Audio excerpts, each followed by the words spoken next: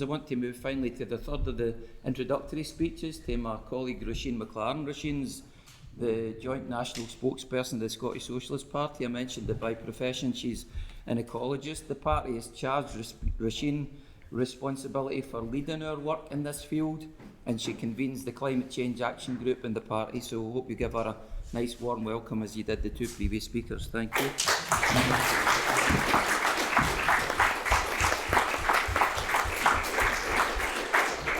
Thanks very much, Colin. Climate change presents an immense and immediate threat to humanity. That's now a widely accepted fact. Those early days when we had to explain the word climate change and what it meant and have to argue over the proof of scientific evidence, they are largely over. Climate change is now such a mainstream political concept that you can get America, Russia, China and Iran sitting down on the same table to sign the same agreement pledging to keep warming below 2 degrees Celsius. Now, the fact that that was merely lip service doesn't take away from my point that climate change is now a mainstream concept. Thanks to groups such as Extinction Rebellion, that paradigm shift in the conversation is happening, and now climate change is regularly part of the news cycle. So regularly part of the news cycle that we can have the UK Parliament and Holyrood declaring climate emergencies. But we have known about anthropocentric climate change since the late 1960s. And since that period, there has been numerous treaties signed, pledges pledged, action plans written. And yet every single year, emissions increase. It must be concluded, therefore, that something other than a lack of awareness or lack of willpower is preventing the necessary action. It is not because of a lack of solutions. We have the existing technologies to dramatically reduce carbon emissions and the existing skill sets to develop those technologies that we may lack. The history of humanity would show us that necessity is the mother of invention. Climate disaster can be prevented, solutions do exist, but what prevents their implementation is a vested interest of capital in keeping with an economic system that is based on an ever-increasing accumulation of profits. If you have a quick glance at the Forbes top 50 list, the largest 50 companies in the world, it's like reading a who's who of the large oil companies in the world. You've got Shell, ExxonMobil, Chevron, PetroChina, BP. And it's no coincidence that that list also includes agricultural construction firms, car companies, everybody that profits from products that are reliant on the petrochemicals industry. Each of these corporations singularly is larger and more powerful than your average nation state. Yet collectively, their weight of vested interest in keeping the oil pumping is absolutely immense. And it is this weight, which is why, despite goodwill and promises to the contrary, emissions increase every year. Because of this reality, the struggle against climate change can never be an apolitical struggle. Because the demand to keep it in the ground, to keep fossil fuels in the ground, it cuts right at the heart of our economic system and threatens the comfortable life of the global elite. As Eva quite rightly mentioned earlier, a very important statistic, that the top 10% of income earners in the UK produce 5 times more emissions than the bottom 50. This is an interest-based and class-based struggle. Any attempt to paint the environmental movement as apolitical is going to prove futile. The question, therefore, is, what forces are powerful enough to take on the vested interest of capital? And the answer is us and those like us the world over. Because the power of the working class in its sheer scale and its an essential strategic role in the economy holds a power that is even greater than that of capital. To achieve our aims, to achieve the aims of the environmental movement, we are going to have to wield that collective power. Strikes, occupations, civil disobedience, and perhaps even open revolt may yet be needed.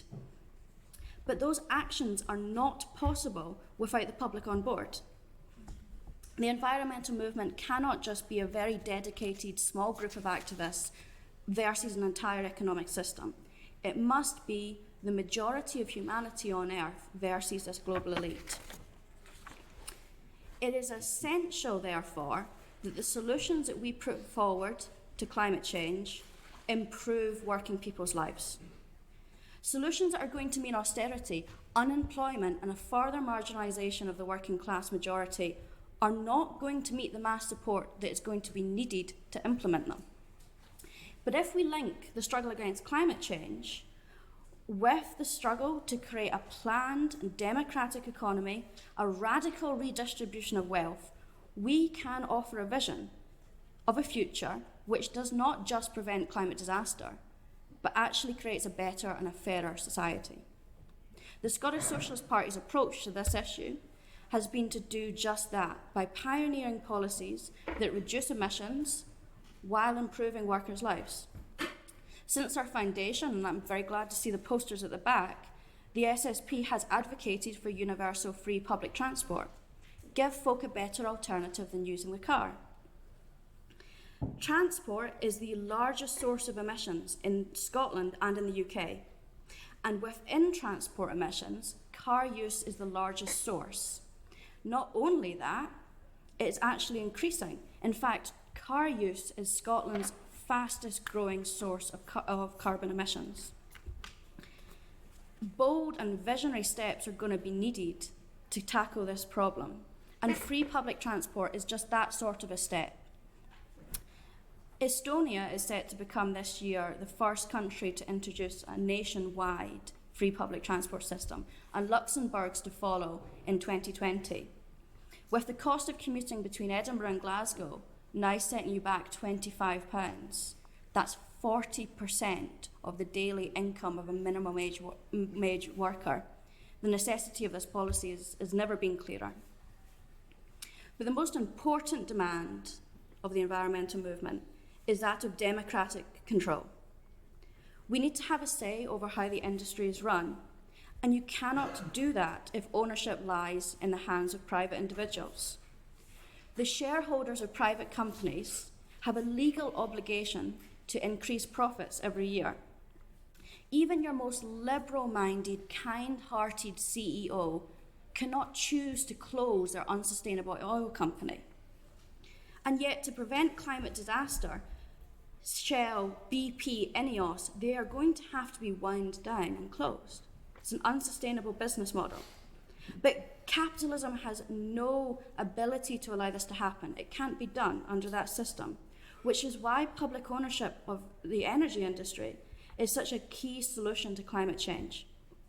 Having this democratic control over industry will allow us to wind it down while using its resources to fund a renewables revolution and to increase the green skill set and green jobs in the country. Having control over our industry also allows us to make more sustainable choices about where we build and source the renewables technology that we want to install. And the central importance of this point has been highlighted by the BiFab case recently. The two fabrication yards that are better known as BiFab, they've been inactive for nearly a year. Although they were formally saved by the Scottish Government, they still operate in a system based on winning contracts in the international market, which meant when two massive contracts for two wind farms in the Moray Firth came up, despite the fact that they were only 10 miles offshore of where the BiFab yard is going to be, they lost out to cheaper international firms. One of those wind farms, which is in the Ertigui, is going to be big enough to generate enough electricity for the entirety of Edinburgh. That should be a fantastic opportunity to develop the green skill set in Scotland. However, it looks increasingly likely that parts of these turbines are going to be made in Indonesia, thousands of miles from their final destination. Only a logic which sees the bottom line as a measure of success could possibly think it logical to take renewables technology thousands of miles halfway across the world when international shipping and haulage is one of the biggest sources of emissions. How long is this wind farm going to have to operate before it has saved more carbon than its construction created? But if this business was publicly owned, we could bypass that nonsense and construct renewables at source where they're needed and thereby minimise air miles and create well-paid, skilled and stable jobs. Scotland is an energy-rich country, yet over a quarter of households live in fuel poverty. And that statistic actually rises to 55% in some local authority areas such as Orkney and Helen-Shire. Most of these homes are so expensive to heat because they're not on main supplies. They're reliant on gas, imported gas. The government used to provide very generous subsidies for new wind farms to be created, and the government also used to have a scheme for householders to put renewables technology on their house, solar panels on their house, and to get a very good rate of return for the energy which they sold back to the national grid. Both of these schemes have ended, but they had a very high uptake when they were implemented. However, that uptake passed most working class people by, because working class communities don't have the cash in their back pocket to spend on building a wind farm. And people in council houses or socially rented houses or rented houses can't choose to put solar panels on their house and can't benefit from a scheme that is only for householders. But a socialist approach to this problem would be to empower rural communities to eradicate fuel poverty by creating what are known as local area power networks. Now, local area networks are electrical grids which only cover a small region as opposed to our better known national grid, which is countrywide. If each Highland township, or even a number of Highland townships, banded together and had a turbine or a small wind farm, then these rural communities could be freed from their reliance on expensive and polluting gas. We could give these contracts for building such turbines to local yards like right by FAB. After the initial government output, these turbines would produce enough energy not only to offlay their initial cost, but to generate extra income for local services. Now, the Scottish Government has already been ploughing millions of pounds into the wind farm industry, but it's only benefited those companies rich enough to take part. Let's use that money wisely instead by making sure that local communities actually feel the benefit of the turbines that they live next to. And this principle, that those that are impacted by renewables must benefit first, should be applied to all existing wind farms. Either these turbines should be used to retrospectively create a local area network, or if not possible, neighbouring communities should get discounted fuel bills. Communities need to have ownership and pride in the renewable energy that is created on their doorstep. By giving working people ownership and ensuring that environmental policies benefit Scotland's working class majority, we will be able to build a social base powerful enough to make the changes needed to prevent climate disaster.